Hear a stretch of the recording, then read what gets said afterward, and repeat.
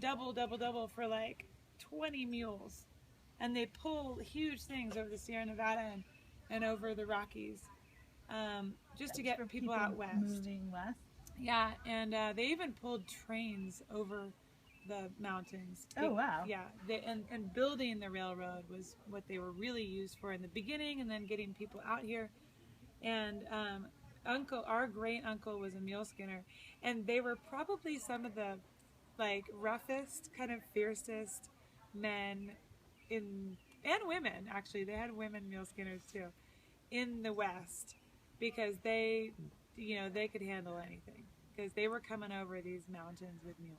So what's the story with your grandmother? She was the great-grandmother. She was the one who transported horses? Was Aunt, she great aunt. Aunt. brothers, or was she the My dad's mother's sister, Aunt Belle. She had the horse transport service in California. She used to transport racehorses from the Santa Ana racetrack up to the upper Northern California racetracks. So she worked with thoroughbreds. And UC Davis. She'd take them to yes. UC Davis for medical attention. Medical care. Yeah.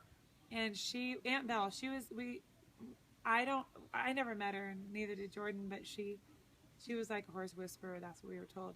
And she kind of brought the horse tradition, kind of implemented it heavily into the family. That's why we still have horses today, even though it's just me and my dad and Jordan hanging on to that last thread of a horse owner, So it's kind of great. So then what is the story? How did your grandfather get into this place? Okay, so Grandpa... Sorry, what were they doing? You told the story about the tree falling.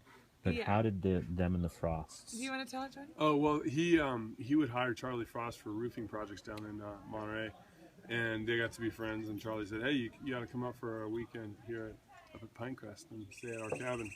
So he would stay over there, and he saw this one and bought it. So. Which was only this wall, and I believe there wasn't much else standing. Everything else had been crushed. Mm-hmm. This is the original log cabin wall. The little house is also an original. It used to be like a fishing hut for, people that would come ice fishing and such in the winter. Grandpa pretty much built this cabin from this wall that way, and added on a lot of things like the screen